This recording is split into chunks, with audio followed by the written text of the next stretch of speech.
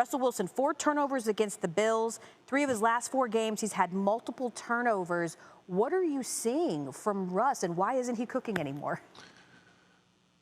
Well, they're not doing a very good job protecting him, and that's, been a problem, for quite some time, to be honest with you. But we've usually seen Russell Wilson run around, make plays, create offense, and, today was a pretty good example of, he was not making good decisions, when he tried to escape or create offense. And then you look at the speed of that Rams defense, it ended up catching up to him. Listen, this is uncharacteristic stuff for Russell Wilson. He fumbled snap. Got an opportunity to scramble, pick up the first down. It's just an absolute late force that ends up getting picked off. And I think there's probably a level of frustration when the rest of your offense feels like this, like you're playing uphill. Guys are getting beat up front, and the defense is swarming around the quarterback. I think oftentimes we've expected him to just put on a cape and be Superman, kind of just be amazing for that football team and create offense, get out of trouble, fix other people's mistakes if they miss an assignment or blow a block up front. And so, look, it's hard to do that each and every week. And I think that in some ways it's kind of catching up to the Seattle Seahawks and their inability to protect Russell Wilson.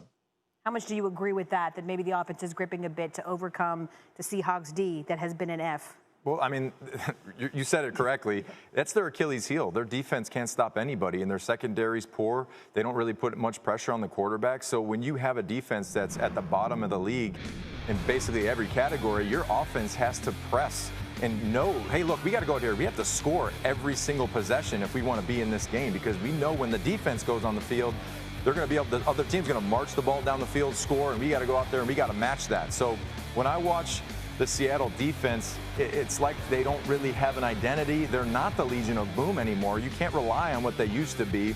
If they had somewhat of a defense, this team would be a pretty tough team. But right now, they're just one-dimensional. They have a great offense. We know they have a great quarterback. They have a great receiving core, but they struggle up front to protect the quarterback. And the last time I checked, anytime the quarterback is being hit a lot, that's a rough day. You can go across the league. Any team that lets their quarterback hit the turf too much, they're going to have a bad day. And if they can't protect Russell and they can't play defense, I don't see this team going far in the playoffs at all.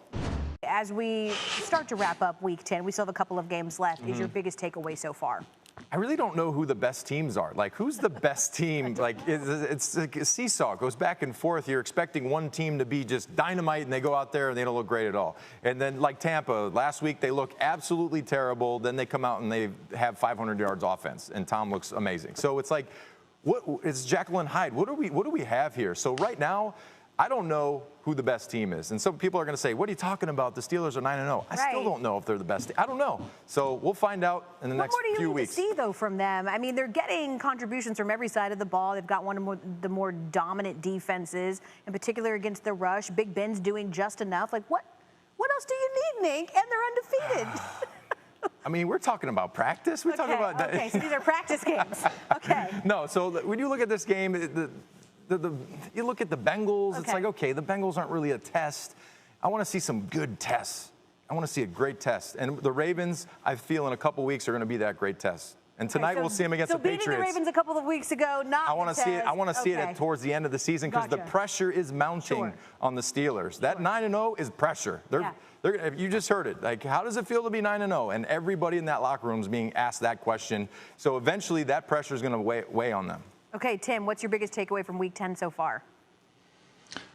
Well, other than Tiger getting a 10 on a par 3, giving Nick and I hope for a green jacket, my biggest takeaway is we're not giving enough love to the Miami Dolphins. We're not. It's Nick's former coach. It's my former teammate. Brian Flores, the job that he has done in Miami is remarkable. Look, I think we saw them getting better a year ago. But to kind of be in this position, you just think about this. They have the Denver Broncos next weekend. They could be 7-3. Buffalo's on their bye. You're talking about 2 7-3 teams at that point in the season. They're very much in it. Nick did say it, earlier that they could win the division, and he's exactly right. I mean, the takeaway is the Miami Dolphins are for real, because as much as we focus on offense, and their offense probably looks to be good enough with the way that Tua has played, It's what they're doing with the rest of their football team that makes them a legitimate contender. Do I think they're better than the Bills? Probably not necessarily, but it doesn't mean they can't beat them and win the division. Thanks for watching ESPN on YouTube. For live streaming sports and premium content, subscribe to ESPN+.